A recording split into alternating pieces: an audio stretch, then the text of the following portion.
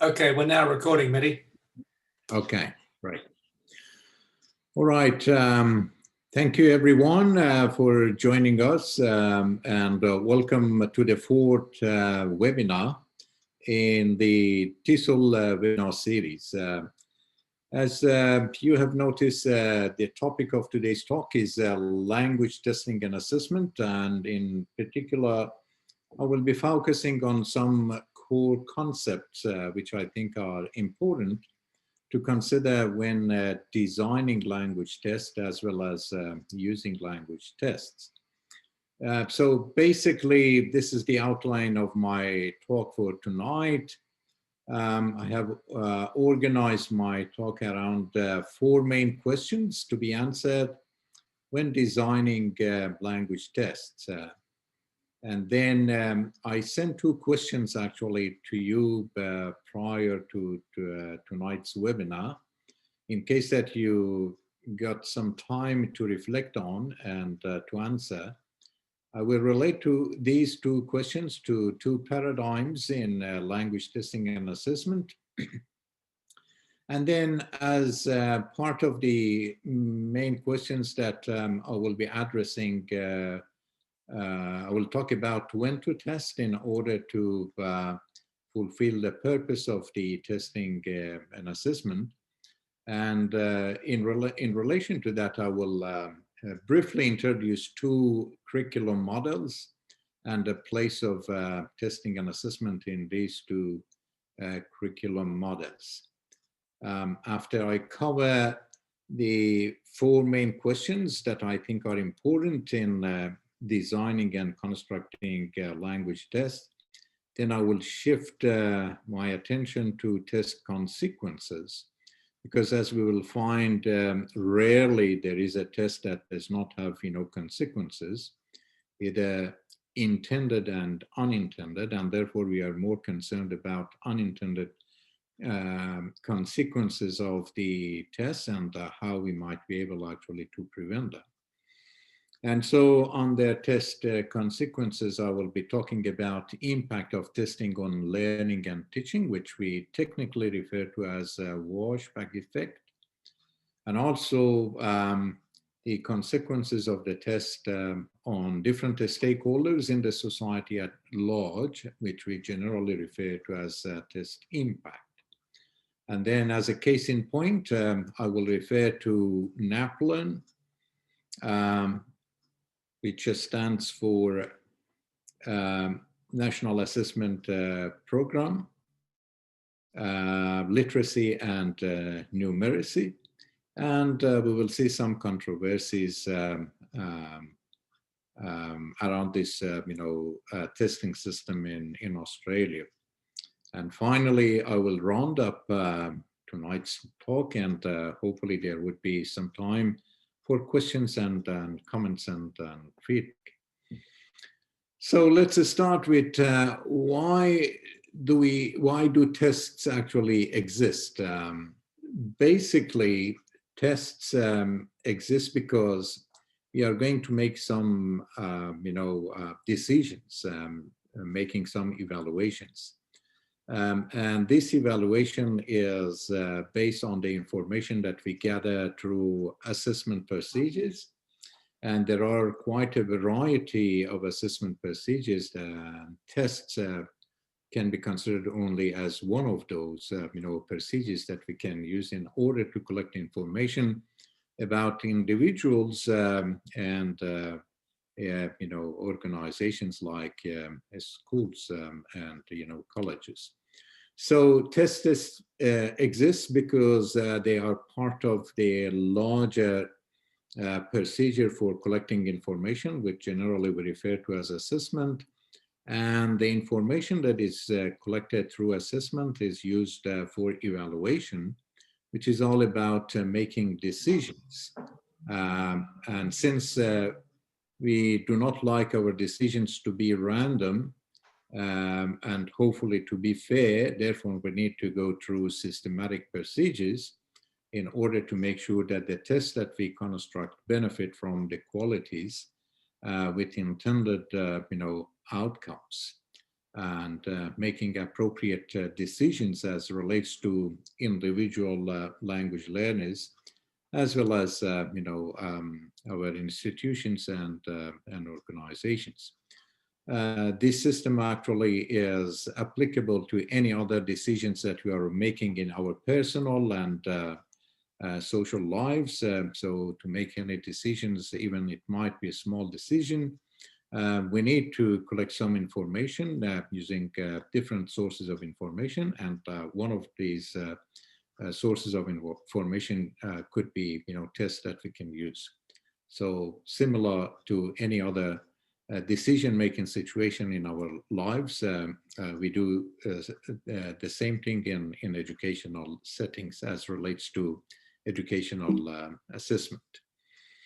Okay, so what is implied in making decisions then is that whenever we establish ways of making decisions, we reveal what we believe about learning and teaching. In other words, the way that we construct tests reflect our philosophy of learning and teaching, and also society at large and its values that we want to see in the way that we assess our students. And it's important to notice that all of these values, social values, are socially constructed. And this implies that testing and assessment does not happen in vacuum. Rather, any type of testing and assessment is indeed a social activity.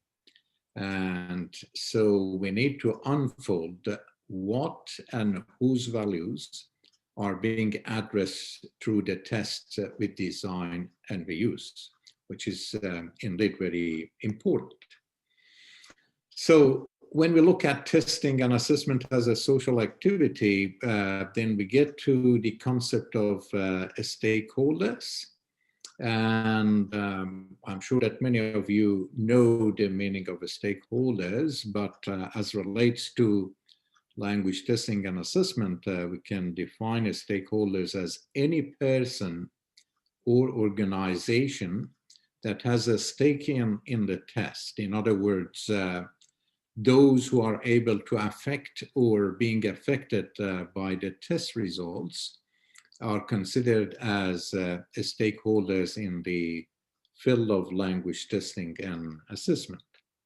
And as some examples, we can refer to these groups as stakeholders. So test takers are one of the main stakeholders in language testing and assessment. Teachers, parents, test developers, policymakers, and test score users are all part of stakeholders when we talk about language testing and assessment.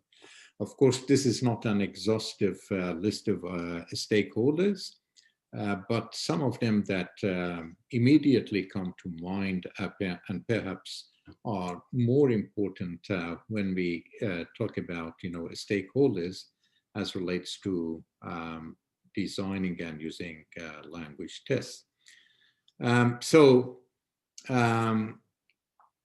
Different stakeholders, but in particular, language professionals, applied linguists, and educational policymakers need an extended assessment literacy in order to make the right decisions for language learners and institutions.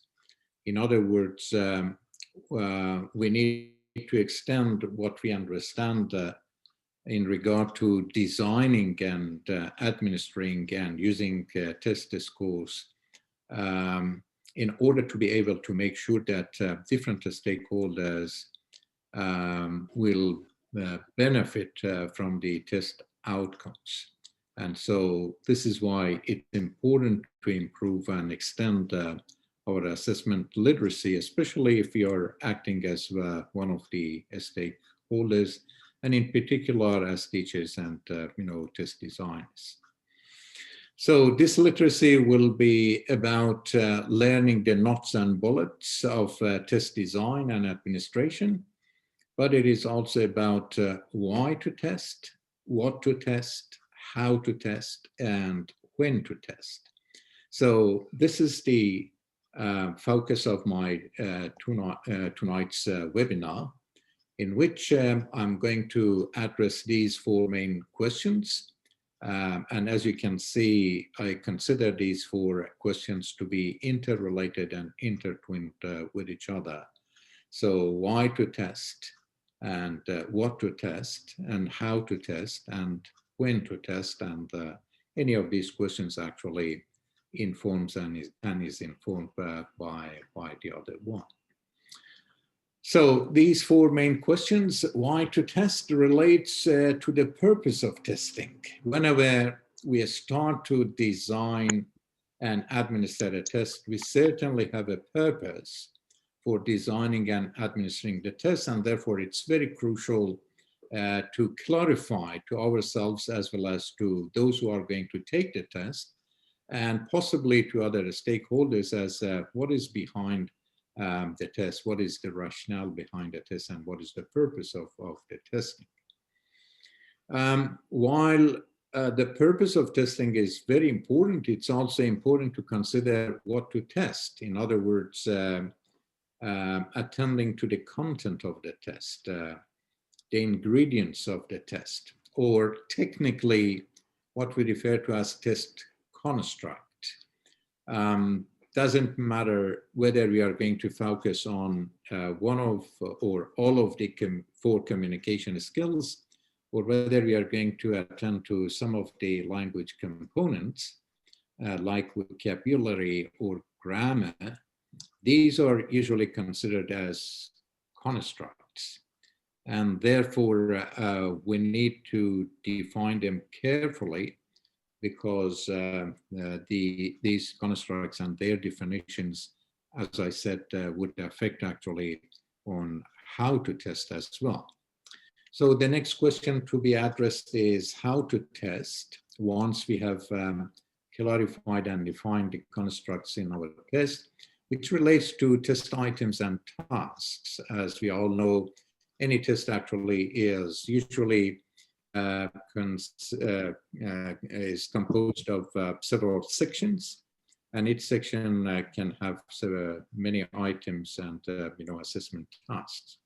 So when we talk about how to test, we specifically refer to the type of assessment tasks and the test items that we would like to include in the test, so that it corresponds to the construct that we have defined in order to achieve the purpose of testing that we have clarified. In addition to the test tasks and items, what we need to consider in how to test is also measurement procedures. How are we going to measure test takers' knowledge, skills, and abilities? And the other question that is important to address is when to test. Tests appear at different times and time points. So it's very important to consider when is an appropriate time to administer a test, so that the test can serve the purpose of the testing that we have clarified for it. Okay. So I sent you two questions, and I invite you, and I pause on this slide so that you get some time to type in the chat box some of your experiences as relates to why do you give tests to your students. So in the position of teachers or those who have been involved in language testing, why do you give tests to your students? And so you can refer to some of the purposes that you have designed and used tests for, and give some reasons as why you test your students. In addition to this question, as I'm sure that many of you will find relevant to what we have been doing in classes, there is a second question that also I would like to learn from you, whether there has been any externally mandated tests that your students have to take. So if there are any externally mandated tests that you have not designed as a teacher, but you have been required actually to administer to your classes students and tell us what the purpose of these externally mandated tests have been. So if you can share your reflections. Yes, I can see actually that many colleagues are typing in, and so Mehdi, some refer to.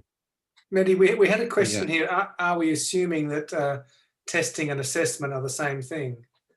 Yeah, that's a good question, Phil. Thanks for raising that. So, no, test and assessment actually are different, and perhaps I should have clarified more in the first slide that I used. I said that tests are only part of the assessment procedures. So you can refer to tests and assessment tasks as well, in case that our colleagues actually are using any particular test or using some assessment tasks for any purpose that they use. So I can see they use tests and assessment tasks for placement purposes, for achievement purposes, and some of our friends are referring to NAPLAN, NA, and other types of externally mandated tests. Great. I can see that. So, for example, to motivate the students and to see whether the educational objectives are met or not. And some of you are engaged in preparing the students to take IELTS, and therefore you might be using some mock IELTS tests and TOEFL tests and proficiency tests as well. Okay, great. So what I want actually to conclude from your responses to these two questions and your reflections is that I'm going to link these two questions into two paradigms in language testing and assessment. So the first question, which was mostly related to teacher-made tests, can be referred to as criterion referenced teacher-made tests. And the main purpose is to make instructional decisions and whether the students actually have learned the learning objectives, the defined learning objectives or not. These type of tests or assessment tasks, thanks Phil for reminding me to refer to assessment tasks as well, are mostly formative in the sense that they serve to form a student's learning development by providing students with feedback and helping them to build up on the feedback that they receive on these tests and assessment tasks in order to improve their learning. On the other hand, when we refer to externally mandated tests, usually these are non-reference standardized tests developed by some other experts and people outside the classroom, sometimes outside the school and college. And they are mostly used for accountability purposes and resource allocation. These type of tests are predominantly summative assessment in the sense that they serve to set benchmarks and to find out whether the students and language learners have achieved some defined benchmarks or not. So some of the key concepts and terms that I have referred to based on these two questions is criterion referenced, where we set some criteria for a student's learning, and usually these are reflected in the learning objectives that we share with our students. And also formative assessment, those types of assessment tasks and tests that are used in order to provide students with feedback and help them to develop their learning. The other concepts that I have referred to are norm reference standardized tests. Standardized tests are called standardized in terms of content, and in terms of administration, and in terms of scoring. So there are at least 3 criteria that we can use in order to consider a test as a standardized test. And they are norm-referenced because test takers will be compared with a norm group. In real norm-reference test, usually there is a norming procedure in order to identify what the norm actually is. And then when other test takers take these standardized norm reference tests, their performance will be compared with that norm. To give you a tangible example, we can think of IQ tests, for example. Of course, I'm not going to endorse IQ tests, but just as an example, what happens in IQ tests is that usually these intelligence tests are administered to a norm group, and a norm group is a randomly and representative sample selected from a target population. So when the adults is of concern, then a random sample of adults in a population are selected, and then the IQ test is administered to them, and then the mean of that sample actually would form a norm.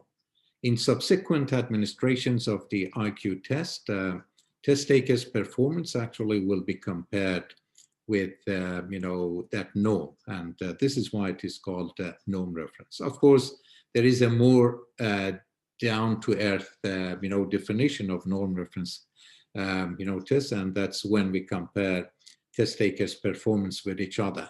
In other words, sometimes there might not be a known group, but rather when we administer a test to 100 students or 50 students, then the mean of the class actually will act as a norm, and then the students' performance can be considered above the mean and some, below the mean.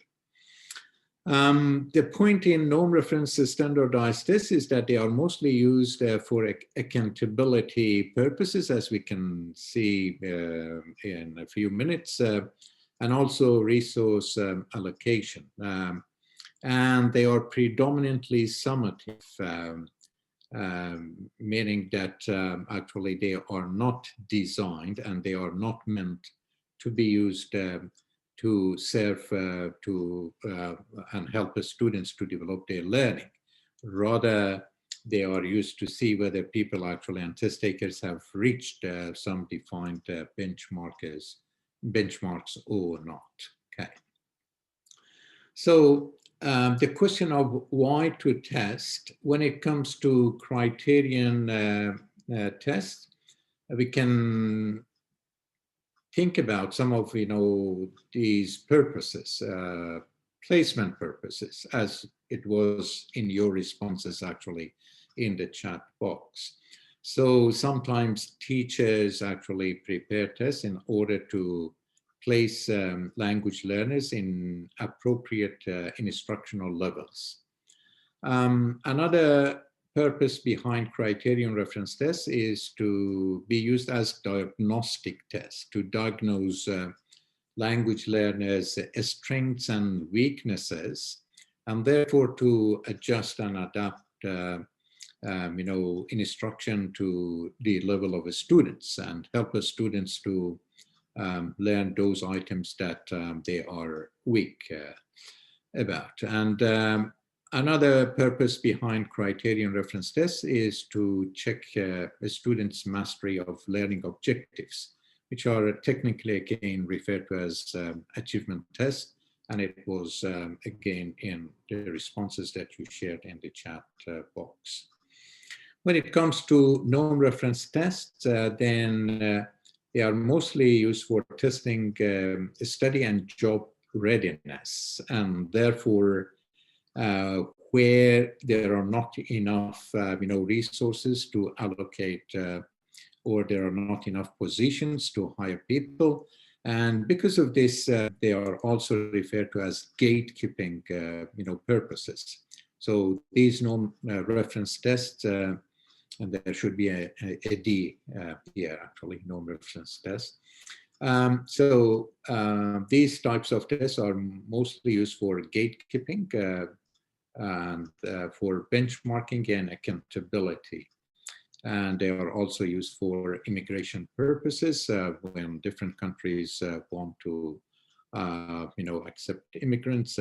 Usually one of the information sources that they use is applicants' level of language and language ability. Okay. So some of the sample tests that I'm sure most of you are familiar with, but it doesn't harm to refer to them and see where we can locate them. So when we talk about the study readiness tests, then some of the tests that you are familiar with and you might be, teaching to these tests are IELTS, TOEFL, PTE, Pearson test of English, of course. IELTS and Pearson, as you know, has two versions, public and academic. But also, in addition to these language proficiency tests, which are usually used as one of the criteria for admission to universities, we also have national entrance examinations in some countries, like, for example, in China and in other countries, that every year high school graduates actually need to take part in these national entrance examinations, and based on their results, some of them will be admitted to degree studies, and some will be denied due to limitation of seats at universities and colleges. A version of national entrance examinations actually might be practiced in other countries. So, for example, in Australia, we have HSC, Higher School Certificate, and also ATA, score, which is used, and based on that, students will be given a position in universities.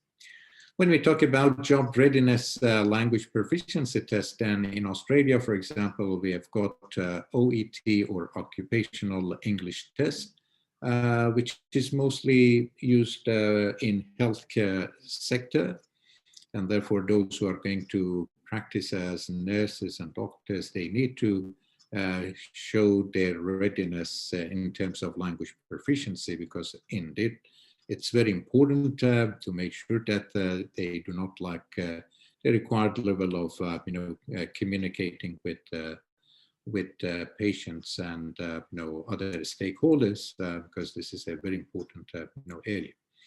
The other example that we have got in Australia is PEAT, which stands for Professional English Assessment for Teachers. And this test is used for overseas trained teachers who have immigrated to Australia, and therefore they want to teach, for example, in New South Wales. And so this language proficiency test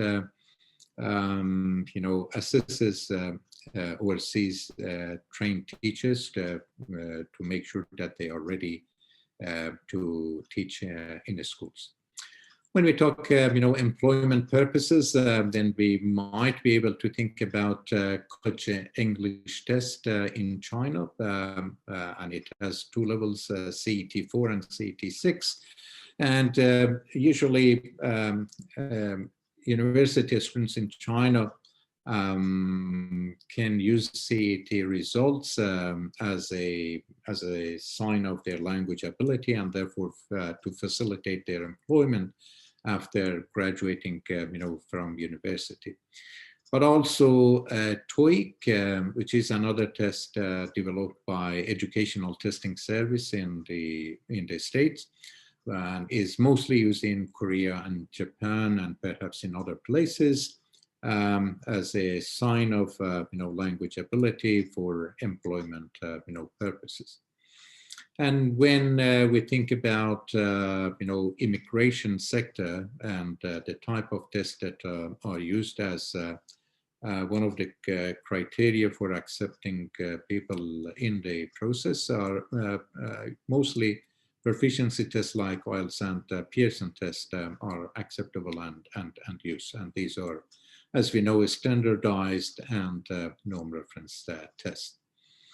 And when it comes to benchmarking and accountability, then again, in Australia, for example, we have got National Assessment Program, language and literacy and numeracy in Australia that I will refer to it to just show how these standardized tests might actually affect some of the stakeholders. Okay. So after the question of why to test and the purpose of the testing and some examples, then the next question to address is what to test. And as I said before, the what of the testing refers to the content of the test. And this includes test items and assessment tasks, and technically the constructs that need to be defined. Again, when we refer to larger scale language proficiency tests like TOEFL, IELTS, and Pearson, these constructs are usually the 4 communication skills. And the rationale behind these language proficiency tests are based on the concept of communicative competence model, which you might be aware that it was developed after Delheim's in 1970s actually criticized the linguistic competence proposed by Noam Chomsky. And then based on the concept of communicative competence by Delheim's, other people like Kennelly and Swain in 1980s, and then Bachman and Palmer in 1990s, developed models of communicative language ability and communicative competence, which is now roughly the basis for language proficiency tests that are nowadays designed and administered across the globe. When it comes to classroom-based teacher-made tests, these constructs actually can include the course content that we teach and also the learning objectives that we define for the students. And therefore, at the time of testing and developing assessment tasks, we just need to make sure that these curriculum content and learning objectives are clearly defined so that then we can, and operationalized actually, so that then we can assess them. So the bottom line is that when it comes to what to test, we need to firstly define the constructs that we are going to assess, and secondly, to operationalize it through test specifications. And so test specification or test specs are very important in the process of developing language tests. This is a very generic and rough and general sample of a test specification. I'm sure that some of you who are working on developing language tests, you have more sophisticated type of test specifications. But generally, to share with you what we need to include in test specs, I have developed this, rough test specifications. So what we need to include in test aspects is number one, the purpose of the test, the purpose for which we would like to use the test. Again, I refer to some of the purposes that you shared in the chat box. So whether the purpose of the test is diagnostic, whether the purpose is achievement, whether the purpose is placement, whether the purpose is assessing overall proficiency. So any purpose that we have for designing the test needs to be clearly, explained here. The next is the constructs to be tested. Sometimes there is only one construct in one test and assessment task. Sometimes there might be more than one construct. Whether there is one or more than one construct, again, these need actually to be identified and defined in terms of the learning objectives, in terms of the type of knowledge that we are going to assess, the skills that we are going to assess, and the abilities that we are going to assess. Once these general pieces of information about the purpose and the constructs are clarified, then the next step is to identify input specification. And these input specifications relates to any types of instructions about what is required by test takers for each section of the test, and some instructions, some sample of the instructions.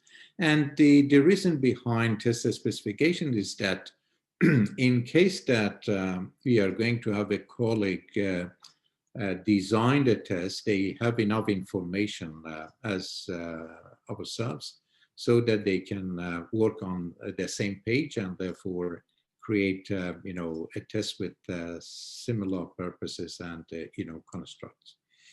Also, we need to provide some sample input materials. So for example, if we are going to focus on listening, reading, speaking, on writing, then some prompts that we are going to use in order to assess these communication skills. It's a good idea to provide, some examples of these prompts. The other item that is usually included in test specs is sections of the test. So detailed information, and this is somehow sort of operationalization of the constructs that we talked about here. So in this section, we need to operationalize those constructs that we are going to assess, and therefore we need to write about the number and types of the tasks and items that we are going to include in each section of the test or assessment task. And again, it's a good idea to provide some examples of these tasks and items for each section, so that those who are going to collaborate in test development, they can have some models that they can use. The other item in test specs is response format. So the description of the output expectations, what the test takers are expected to actually perform, and some sample of the output expectations. And finally, providing some criteria for the assessment of the constructs that we need to use. So descriptors for performance and a sample of the rubric that we are going to use. Okay. So how to test? These are some of the key areas that we need to attend to when we think about how to test. So we need to think about modality, oral versus written, pictorial, multimodality, communication skills or language components, test items and tasks in the form of discrete point, multiple choice items, integrative type of task like dictation, close type, and performance-based type of task like task-based and integrated skills, because the trend nowadays is actually to integrate more than one skill and component. When to test, basically when it comes to educational programs, before instruction, as you rightly indicated in your comments, we can think about placement and diagnostic that comes before instruction to place the students into appropriate levels of instruction, and also to identify some of the weaknesses that we need to spend more time and instruction on in order to develop a student's learning. During the instruction, tests could be used for progress, feedback, and also achievement through formative assessment. And after instruction, sometimes tests might be used for benchmarking and accountability, and other times like screening and selection and employment and things like that. Sorry, I have to rush a little bit because I noticed that time is passing quickly. So when to test in educational settings, I would like to refer to two types of curriculum and the place of testing and assessment in these two types of curriculum. One of these curriculum models I have referred to as traditional or vertically oriented, and the other one as more recent curriculum model or horizontally oriented. So the traditional models of curriculum, which if you're familiar with Taylor, actually was originally developed in 1940s, middle of the 20th century. These types of curriculum are sequential. As you can see, actually, they have a linear and hierarchical path, and they are vertically oriented in the sense that first teachers and curriculum developers develop learning objectives, and then they select and organize content and instructional materials, and then they develop teaching and learning tasks and activities or classroom dynamics. And then finally, they develop tests and assessment tasks to check mastery of learning objectives. These types of tests, which usually appear at the end of towards the last phases of curriculum, they are considered as summative assessment because students would not receive any particular feedback that they can build up for their learning. So it's toward the end of the process of teaching and learning. And therefore, these types of tests and assessment tasks are usually referred to as assessment of learning. Assessment of learning. Compared to the vertically oriented type of curriculum, more recent curriculum models are horizontally based, or they are in a cascade format. So rather than being sequential, they are put in the cascade format. As you can see, we have all across each other. So we have got learning objectives, and we have got teaching and learning activities, and then assessment tasks in between, and working all through from learning objectives to teaching and learning and activity.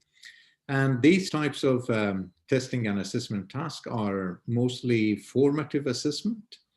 And the purpose of these types of assessment tasks is assessment for learning. In other words, students and teachers would get the chance and opportunity to provide feedback to students, and also they use the feedback in order to adjust their teaching, and the students actually will use those feedback that they receive in order to develop their learning. So the purpose is to diagnose and give feedback to students to improve their learning, and also motivating the students by creating a culture of success, because when the students see that they can improve their learning by receiving feedback, on their performance, then this results in a culture of success and therefore motivating students. So moving on from the 4 questions to test, to consequences of test. Tests actually have consequences. If the consequences of testing and assessment tasks are those that we intend and are in line with our learning and teaching and social values, then all is good and well.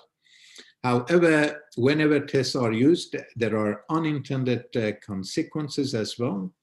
And this is why higher stakes tests are likely to have more severe unintended actually consequences than teacher-made tests.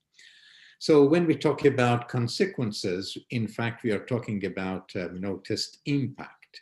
And we can think of consequences and test impact at 2 levels. At a micro level, which relates to classroom, school, teaching and learning level, and therefore we refer to it as a micro level, and at a macro level, which would be at society at large. So at micro level, the technical term that we use is washback effect, and the way that testing regime and system actually might affect the students' learning and teachers, teaching. And when we talk about society at large, then we need to be concerned about unintended, consequences that tests might have on different stakeholders. Some unintended consequences, negative washback effect, when the students and teachers start to focus on and study the test rather than on the authentic learning of the content. The other unintended consequence is possibility of deteriorating physical and mental health due to longer hours of study without rest and relaxation.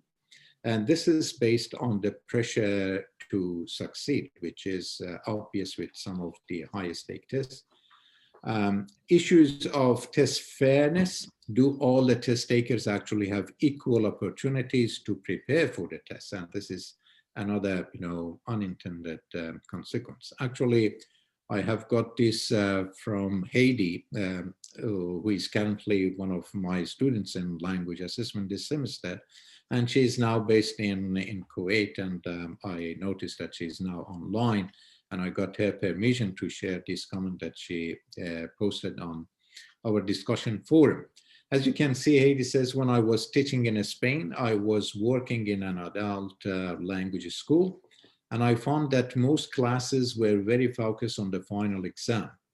The exam was based on the Cambridge exam format, and many students needed to pass a certain level for work purposes. This resulted in a course that was focused on completing exam-like exercises and passing an exam rather than actual, communication, learning the language for actual, communication.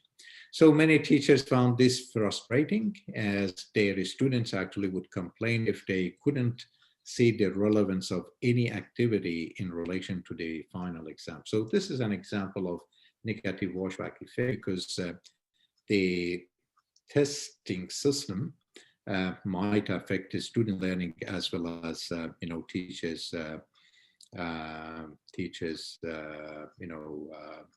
teaching.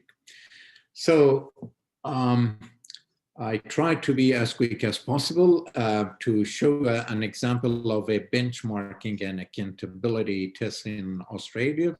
So National Assessment Program, Literacy and Numeracy, and the acronym NAPLAN testing in Australia. For those who might not be familiar with the Australian context, NAPLAN is conducted annually in Australian schools, usually in May, and involves grades 3, 5, 7, and 9.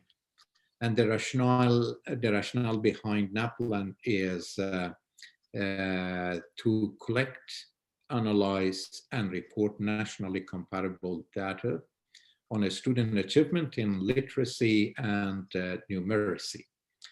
Domains of NAPLAN. NAPLAN consists of tests in 4 areas or domains. These include the reading, writing, language conventions, including spelling, grammar, and punctuation. And these 3 parts actually form the literacy part of the test. And also there is another domain or part, which is numeracy. The purpose and results of NAPLAN.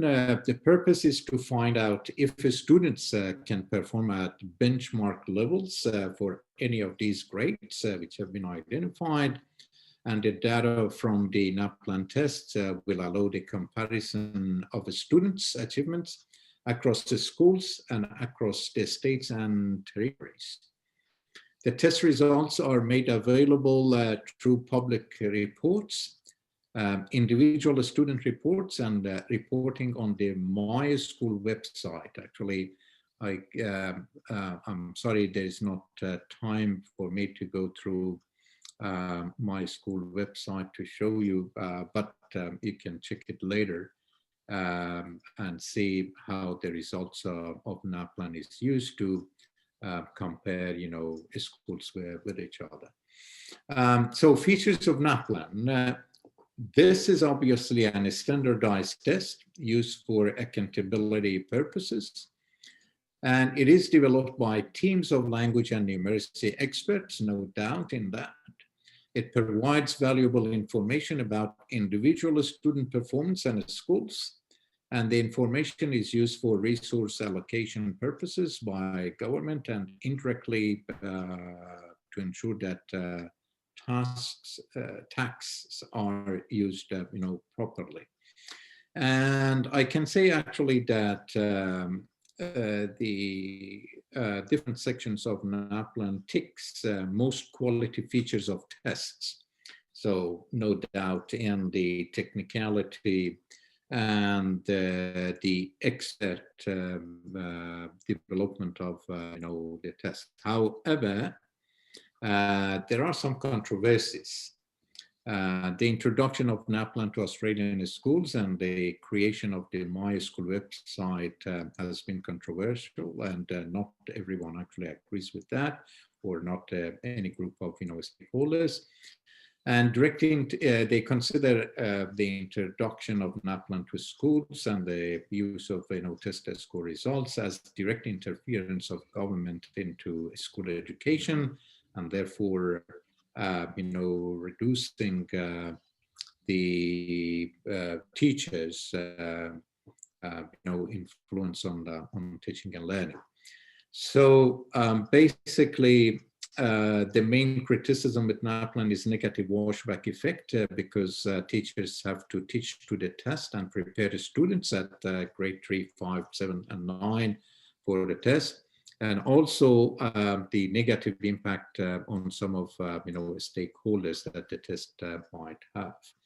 So, for example, in New South Wales, there was a move to link higher school certificate HSC to NAPLAN grade 9.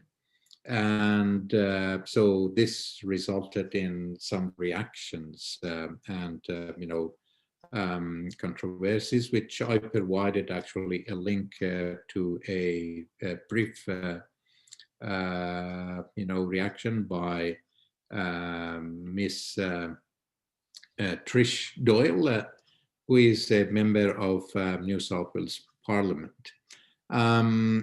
I hope that you got the time to watch this brief video, and I was hoping actually to give you time to listen to it and then discuss it, but I'm sorry that there might not be time to do that. There is certainly not time to do that, and there might not be time for questions and feedback at the end. So I just refer to some of the main points raised by Ms. Trish Doyle. It's interesting to know that Ms. Doyle is actually a teacher who has taught for 25 years, and therefore she's using her own experiences with the students, parents, and teachers. And therefore, the points that she raises are valid and sensible. So these are some of the points that she raised, and those of you who have already watched the video, you know what I'm talking about, and those who have not, we can watch it later and come to this, points. So she is making the point that little consultation with teachers and educational specialists. So these are two main stakeholders as relates to language testing in Australian context. And so she's making a claim that there has not been enough consultation with these two groups of stakeholders. Also, no resources to support the students reach these new benchmarks. Many students are from low socioeconomic backgrounds, struggling with decisions made for them, and therefore the test might negatively, impact on this group of stakeholders, the students as well. And also it increases pressure on students, their families, and the schools to reach unrealistic benchmarks, and therefore consequences on society at large and other stakeholders, especially because kids are feeling, anxious. And so she's arguing that while the NAPLAN tests were meant to be used for diagnostic purposes in the first instance and providing feedback to students and teachers, gradually it has been changed as the high stakes, tests. So this brings us to almost the end of the talk, that tests have outcomes and impacts on classrooms, on society, and ultimately it should be these test effects that drive the final design decisions about crafting particular items and tasks. And as such, there should be an effect-driven testing approach, and this is something suggested by Falcher and Davidson in their book. They suggest that when we are in the position of developing tests, especially some of those that might be used as high-stake tests, we need actually to follow an effect-driven testing approach.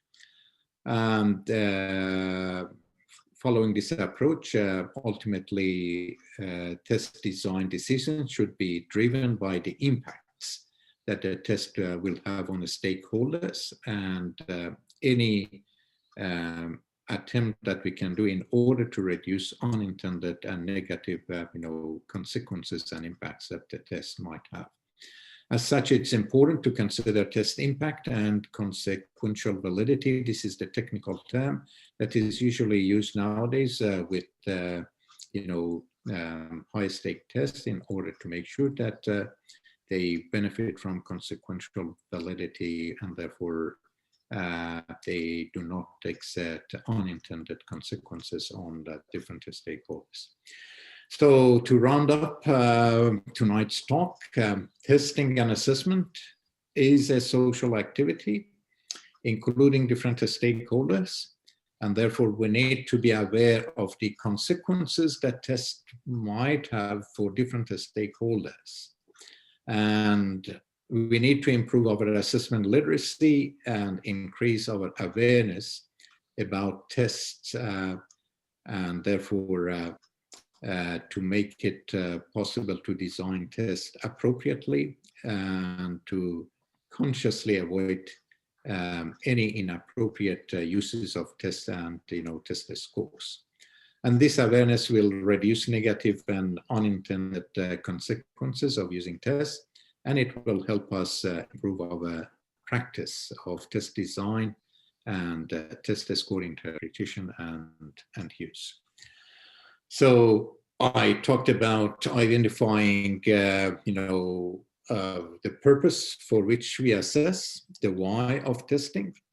I also talked about the what to test, the content and the construct that we would like to assess and test, to clearly define them and operationalize them, to use appropriate methods for task design and rating criteria, which relates to the how of testing, and also to decide when to assess in order to make sure that the timing of the test is in line with the purpose of the test that we are going to use, and considering the relationship between teaching and testing and how the use of the test might affect actually the students' learning and teachers' teaching.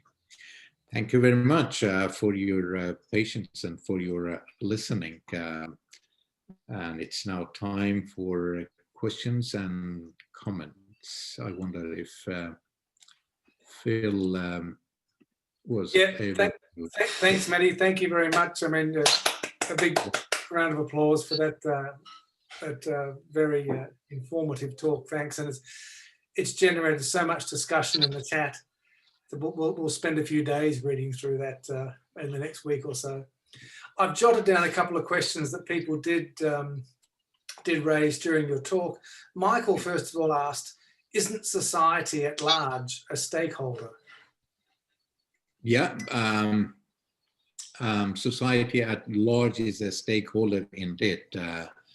For the purpose of understanding it, I broke it down into some of the institutions and people so that we can think about how these actually might come together. And it is a stakeholder, especially when I said that the values are socially constructed, and therefore this becomes very vivid what we mean that society at large by itself is a stakeholder, and therefore it's very important as how values are socially constructed and how individual people and institutions might contribute to the development of the values, because they will have implications for the type of tests that are designed and administered, and the type of decisions that are based on the outcomes of those tests. Thanks, Matty. And Pippa asked a question that a couple of people responded to, but I thought I'd just run it past you. The two paradigms, criterion referenced and norm referenced, Pippa is asking, are they also known as assessment for learning and assessment of learning?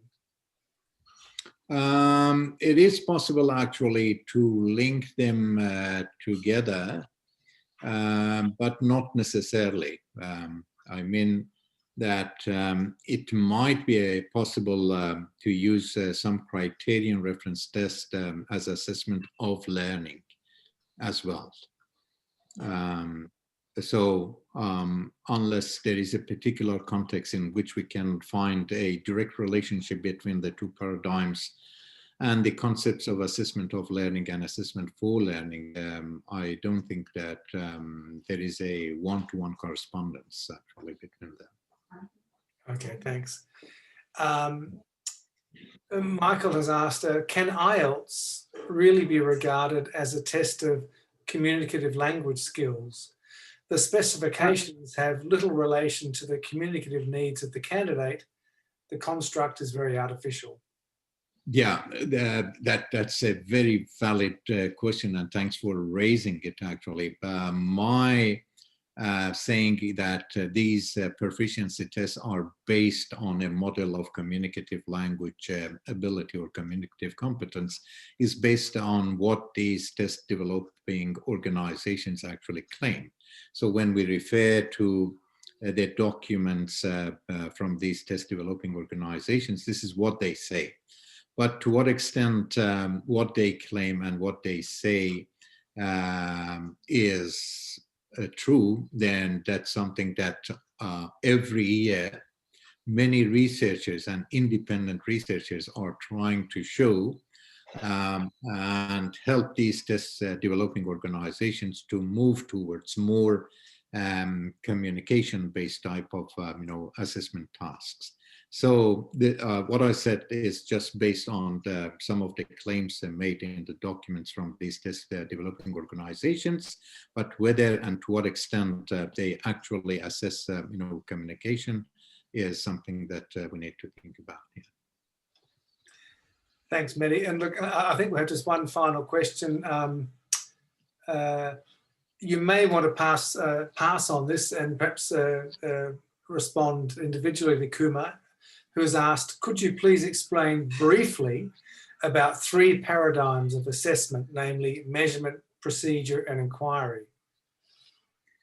Yeah, something difficult to explain briefly. Yeah.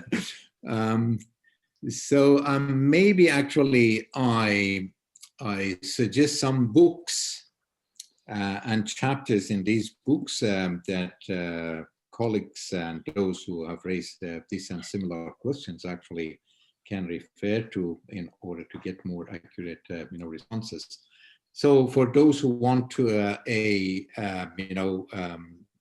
plain language discussion of language assessment, covering almost every aspect of the materials that I discussed, I would recommend Douglas Brown's book. And Douglas Brown, Phil, is more teaching and education oriented person, language education oriented person, as is prolific in regard to teaching methodology, but also he has recently written a language assessment principles and classroom practices, which is user-friendly and easy to read and understand.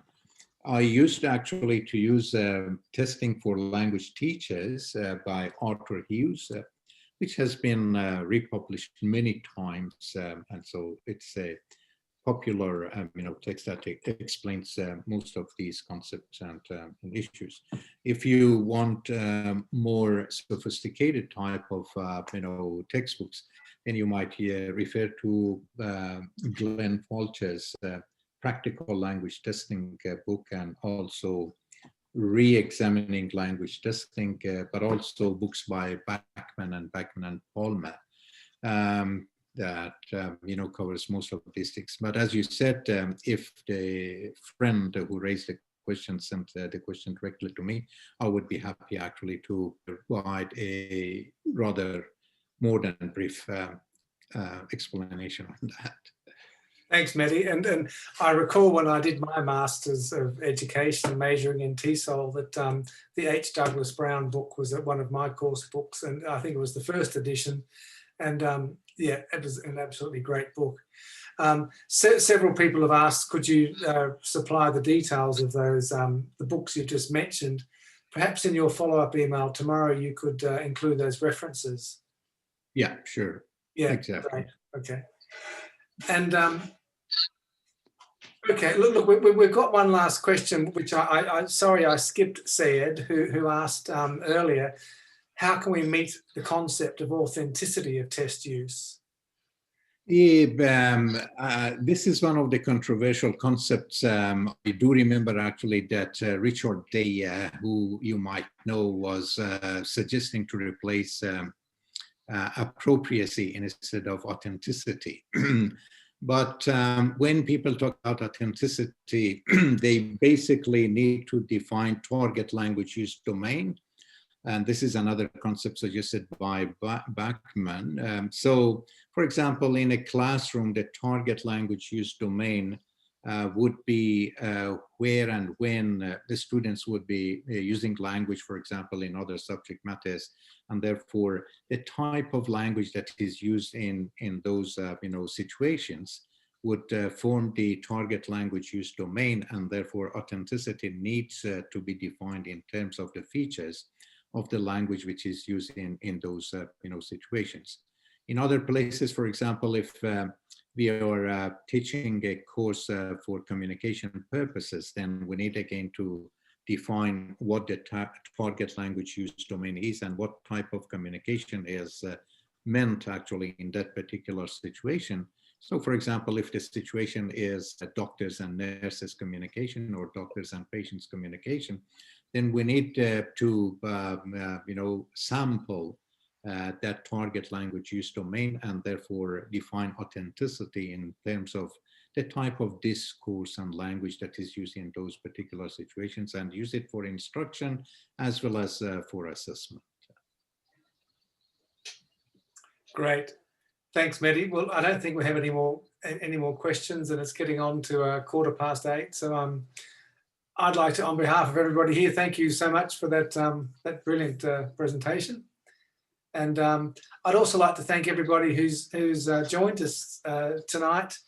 And I think several people have, well, many people have joined us over the last 4 weeks, and you will hear from us in the next few days, and also we do intend to continue this this series over throughout next year. So feel free to contact me if you've got any ideas about particular topics you'd like to be addressed, and we look forward to seeing you in the future. So thanks so much for being here on in Sydney. It's a cold, wet, rainy spring night. I hope it's wherever you are that it's a bit more pleasant. And I wish you a good evening or a good afternoon or a good morning in Mexico. And thanks so much for joining us. Yeah, and my thanks to all who attended this webinar, and thank you for sharing your thoughts and reflections. And sorry if I was not able actually to run through some of the things I wanted to. Like Phil, I thank you for attending all the 4 webinars, and hope that we address some of the questions that you might have and share with you the recording of these webinars as well. So I wish you a good night, everybody, or a good morning, or a good afternoon, or a good day. Bye, everyone. Bye. Thank you. Thank you. Bye.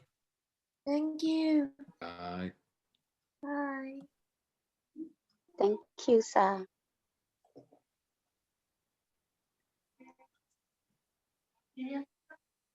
So much.